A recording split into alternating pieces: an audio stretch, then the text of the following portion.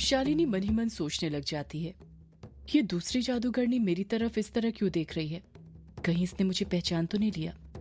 दीपा एकटक नजर से शालिनी की तरफ देखते जा रही थी। दीपा के ठीक सामने शालिनी और बिंदु खड़ी हुई थी। दीपा मन ही मन सोचने लग जाती है, सामने तो बस ये दो लड़कियां खड़ी हुई हैं, क्या इन्हीं में से कोई यक्षिणी है? दीपा ने अभी तक ज्यादा सिद्धियां हासिल नहीं करी थी, जिस वजह से वो पहचान नहीं पा रही थी कि शालिनी और बिंदु में से कौन यक्षिणी है। दीपा कुछ फैसला लेती उससे पहले ही मायाधारी फिर तड़पने लग जाती है। मायाधारी चीखती है, आह! ये मेरी आंखों में अचानक से जलन कैसे होने लगी? ये जरूर उस यक्षिणी का ही किया धरा है। वो यहीं कहीं पर है और हम पर नजर रखे हुए है।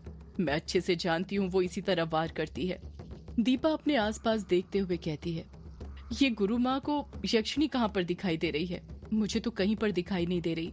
युग और उसके सारे दोस्त एकटक नजर से आंखें फाड़ फाड़ कर मायाधारी को देखे जा रहे थे, खासतौर पर उसकी आंखों की पुतली को जो मायाधारी ने अपने हाथ में पकड़ कर रखी हुई थी, जिससे अभी भी उसका खून टपक रहा था। सुदेश ये बात नोटिस कर लेता है। उसे घबराहट होने लग जाती है कि कहीं युग उससे इन सब के बारे में ना पूछ ले, इसलिए वो हड़बड़ाहट के साथ कहता है, मुझे लगता है कि हमें यहाँ से निकलना चाहिए। दीपा सुदेश का साथ देते हुए कहती है, हाँ गुरु माँ, ये सुदेश ठीक बोल रहा है। मुझे नहीं लगता कि आप इस हालत में उस यक्षिणी को ढूंढ सकती है। मायाधारी गुस्सा करते हुए कहती है, तू अपनी गुरु माँ की शक्तियों पर शक कर रही है? दीपा तुरंत पलटकर कहती है, शक नहीं गुरु माँ, मैं तो बस आपकी हालत को देखते हुए कह रही थी। अभी आपको नई आंखों की जरूरत है, तभी तो आप उस यक्षिणी को देख पाएंगी। मायाधारी को दीपा की बात ठीक लगने लग जाती है। दिलीप तिरछी नजर से युग को घूरते हुए कहता है, हाँ चलो यहाँ से, मुझे भी यहाँ पर ज्यादा देर नहीं रुकना, वरना पता नहीं मैं क्या कर बैठूं। कुछ लोगों की सूरत देखना मुझे बिल्कुल पसंद नहीं है। युग ये बात सुन लेता है और गुस्सा करते हुए अपना मुंह दूसरी तरफ मोड़ लेता है। अगले ही पल मायाधारी को लेकर दीपा, सुदेश और दिलीप वहां से चली जाती है। उन सब के जाते ही कायर अपना मुंह फाड़ते हुए कहता है, ये क्या था? उस मायाधारी की आंखों को क्या हो गया था? उसने अपनी आंखें ऐसे कैसे बाहर निकाल ली? कछुआ तुरंत बोल पड़ता है, जादू से। मैं तो पहले ही कह रहा था कि वो एक जादूगरनी है, पर तुम लोग ही मेरी बातों पर यकीन नहीं कर रहे थे। कछुए ने इतना कहा ही था कि पीछे से डायना की आवाज सुनाई देती है, जादूगरनी? कौन जादूगरनी?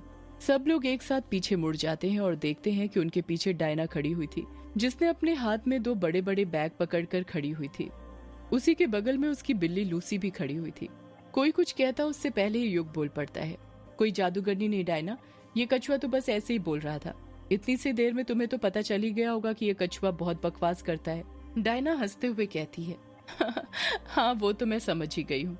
युग की आंखें और उसके चेहरे के एक्सप्रेशन देखकर हर कोई समझ गया था कि युग नहीं चाहता था कि डायना को कुछ भी पता चले कि थोड़ी देर पहले वहां पर क्या हुआ था। टॉपिक को चेंज करने के लिए कछुआ ने डायना के हाथ में पकड़े दो बड़े बैग्स की तरफ इशारा करते हुए कहा, डायना, तुम ग्रेवयार्ड कोठी में 1-2 दिन रुकने के लिए चल रही हो या महीने 2 महीने के लिए? तुम्हारे सामान को देखकर लगता नहीं कि तुम सिर्फ 1-2 दिन के लिए चल रही हो। डायना हमेशा की तरह अपने चेहरे पर मुस्कान लाते हुए कहती है, वैसे मन तो सिर्फ 1-2 दिन का है, पर अगर दिल लग गया तो महीने भर के लिए भी रुक जाऊंगी। शालिनी गुस्से के साथ डायना को घूरने लग जाती है। डायना अपनी बात खत्म करते हुए कहती है, मेरा मतलब है कि ग्रेवयार्ड कोठी से दिल लग गया तो। युग डायना के हाथ से उसके बैग्स लेते हुए कहता है, दो डायना, मैं पकड़ लेता हूँ। डायना मना करने ही वाली थी कि उससे पहले ही युग ने जबरदस्ती डायना के हाथ से उसके दोनों बैग्स ले लिए। ये देखकर शालिनी और आग बबूला हो जाती है। बिंदु युग से कहती है, युग, अब डायना की जवाबदारी तुम पर है, तुम्हें इसका ख्याल रखना है। मैं तो मना ही कर रही थी इसे कि ग्रेवयार्ड कोठी मत जा, पर ये मान ही नहीं रही थी तो मैं क्या कर सकती हूँ। आखिर इसकी जिद के आगे मैं हार ही गई। युग बिंदु को दिलासा देते हुए कहता है, तुम फिक्र मत करो बिंदु, मैं डायना का अच्छे से ख्याल रखूंगा। कायर बीच में दखल देते हुए कहता है, मैं भी। बिंदु अपनी भवें ऊपर करते हुए कायर को घूरने लग जाती है। शालिनी मन ही मन सोचने लग जाती है, पहले ही मुसीबत कम थी क्या, जो अब ये नई मुसीबत डायना भी आ गई। आज तो मंत्रों की मदद से मायाधारी से जैसे तैसे बच गई, पर हर बार नहीं बच पाऊंगी। जिस दिन हमारा आमना सामना हुआ मुझे इससे लड़ना ही पड़ेगा, और उस दिन फिर या तो ये बचेगी या फिर मैं। अपने मंत्रों की मदद से मैं सिर्फ इससे बच सकती हूँ, इससे लड़ नहीं सकती। इसलिए मुझे जल्द से जल्द अपना ताज ढूंढना पड़ेगा। इस तरफ मेहंदी पथार पुलिस स्टेशन में वर्चस्विनी बैठी हुई थी। वर्चस्विनी काफी खोई हुई लग रही थी। उसके दिमाग में रह रहकर तारा का सपना ही आ रहा था, जो उसने पिछली रात को देखा था। वर्चस्विनी के सामने ही हमेशा की तरह चटर्जी बैठा हुआ था, जो वर्चस्विनी पर अपनी नजरें जमाए हुए था और उसके फेस के बदलते हुए एक्सप्रेशन को देखे जा रहा था। वर्चस्विनी मन ही मन सोचने लग जाती है, क्या तारा का सपना हर बार की तरह इस बार भी सच था? क्या रविंद्र ने ही अपनी पत्नी देविका को मारा था उस मायाधारी के कारण? क्या देविका ने ही मेरी कार की डिक्की में उस रात तारा को रखा था? वर्चस्विनी बार बार यही सब सोचे जा रही थी। एक पल के लिए उसका मन करता कि तारा के सपने पर यकीन कर ले, पर अगले ही पल उसका फर्ज उसे इन सब पर यकीन नहीं करने दे रहा था। वर्चस्विनी फिर मन में सोचने लग जाती है, क्या सच में मायाधारी ने रविंद्र को अपने वश में किया होगा और उसके हाथों उसकी पत्नी को मरवा दिया होगा? कैसा हो सकता है? वर्चस्विनी ये सब सोच ही रही थी कि तभी चटर्जी उसकी सोच को तोड़ते हुए कहता है, मैम आप कुछ सोच रही हैं क्या? चटर्जी को लगता है हर बार की तरह इस बार भी वर्चस्विनी उससे झूठ बोलेगी, इसलिए उसने पहले ही अपनी जुबान पर अपना घिसा पिटा डायलॉग ला ही रहा था कि उसके डायलॉग बोलने से पहले ही वर्चस्विनी उसकी बात में हामी भरते हुए कहती है, हाँ चटर्जी, मैं कुछ सोच रही थी। चटर्जी मन ही मन सोचने लग जाता है, ये मैम इतनी आसानी से कैसे अपने मन की बात बताने के लिए तैयार हो गई? पहले तो नहीं होती थी, आखिर बात क्या है? चटर्जी तुरंत वर्चस्विनी से पूछता है, आप क्या सोच रही थी मैम? वर्चस्विनी भी सीरियस होते हुए कहती है, यही सोच रही थी कि दुनिया में जादू टोना, मेरा मतलब काले जादू जैसी कुछ चीज होती है या नहीं? तुम्हें क्या लगता है, काला जादू होता है या नहीं? चटर्जी खोए हुए अंदाज में कहता है, होता है मैम। वर्चस्विनी ने कभी नहीं सोचा था कि चटर्जी ऐसा जवाब देगा। वो चटर्जी का जवाब सुनकर शॉक्ड थी। वर्चस्विनी हैरानी के साथ कहती है, are you serious Chatterjee? Chatterjee हामी भरते हुए कहता है, यस मैम, मैं काले जादू पर विश्वास करता हूँ, उतना ही विश्वास जितना मैं दैवीय शक्ति पर करता हूँ, क्योंकि ये दोनों शक्तियाँ एक ही ऊर्जा से बनी हैं। वर्चस्विनी मुंह बनाते हुए पूछती है, एक ही ऊर्जा से बनी है मतलब? तुम कहना क्या चाहते हो? चटर्जी वर्चस्विनी को समझाते हुए कहता है, मेरे कहने का मतलब ये है कि ऊर्जा का रूप एक ही होता है और वो रूप है दैवीय। ये आप पर निर्भर करता है कि आप उसका उपयोग कैसे करते हैं, उसे पॉजिटिव काम में यूज करते हैं या फिर नेगेटिव। आज से 5000 साल पहले अर्जुन ने भी भगवान श्री कृष्ण से कुछ ऐसा ही सवाल पूछा था। वर्चस्विनी तुरंत पूछती है, कैसा सवाल?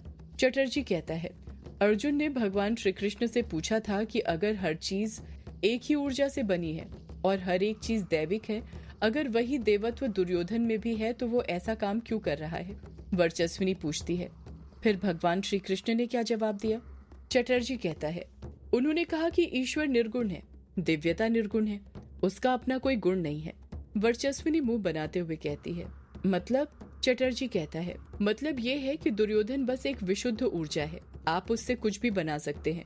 जो बाघ आपको खाने आता है उसमें भी वही ऊर्जा है और कोई देवता जो आकर आपको बचा सकता है उसमें भी वही ऊर्जा है, बस वे अलग अलग तरीकों से काम कर रहे हैं। देखा जाए तो दुनिया में कुछ लोग जो अच्छाई के रास्ते पर नहीं चल पाते, वो बुराई का रास्ता अपना लेते हैं।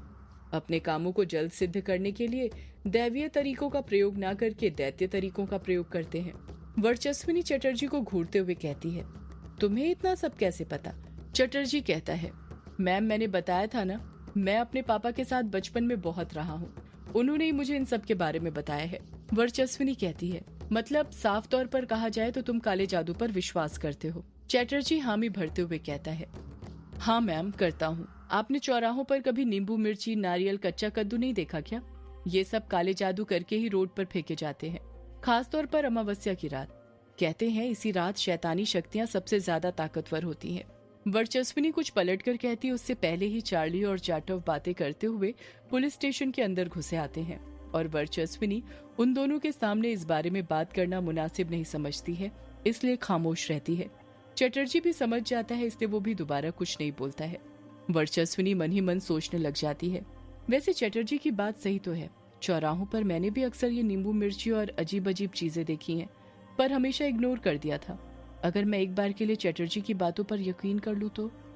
वर्चस्विनी गहरी सोच में डूबते हुए सोचती है, इसका मतलब काला जादू होता है, और अगर काला जादू होता है तो जादूगरनी भी जरूर होती है, और अगर दुनिया में जादूगरनी का अस्तित्व है तो फिर मायाधारी का भी जरूर है।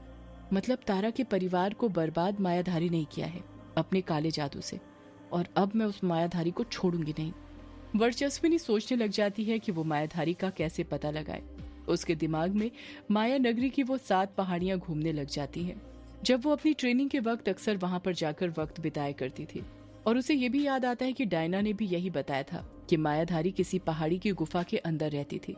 वर्चस्विनी कुछ सोचते हुए चार्ली और जाटव से पूछती है, चार्ली और जाटव, क्या तुम मायानगरी की पहाड़ियों पर गए थे मायाधारी को ढूंढने के लिए? जाटव ना में अपना सिर हिलाते हुए कहता है, नहीं मैडम जी, हम वहाँ पर नहीं गए थे। जाते भी भला कैसे, हमारे पास इतना वक्त ही नहीं बचा था। और आपको तो पता ही है, वहाँ पर सिर्फ एक नहीं बल्कि 7 पहाड़ियां हैं, वो भी कितनी ऊंची ऊंची।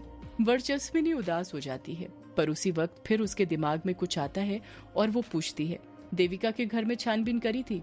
जाटव और चार्ली दोनों खामोश रहते हैं, कुछ जवाब नहीं देते हैं। वर्चस्विनी जाटव और चार्ली पर दबाव बनाते हुए कहती है, मैं कुछ पूछ रही हूँ तुम दोनों से, तुम दोनों चुप क्यों हो? क्या तुम दोनों ने देविका के घर में छानबीन करी थी?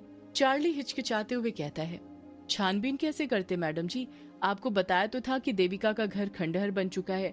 उसके पास से इतनी गंदी बदबू आ रही थी ना कि मन ही नहीं किया उसके अंदर जाने का। और फिर हमारी नजर डायना के घर पर पड़ गई और उसने ही हमें सब कुछ बता दिया, तो देविका के घर में छानबीन करने की जरूरत ही नहीं पड़ी।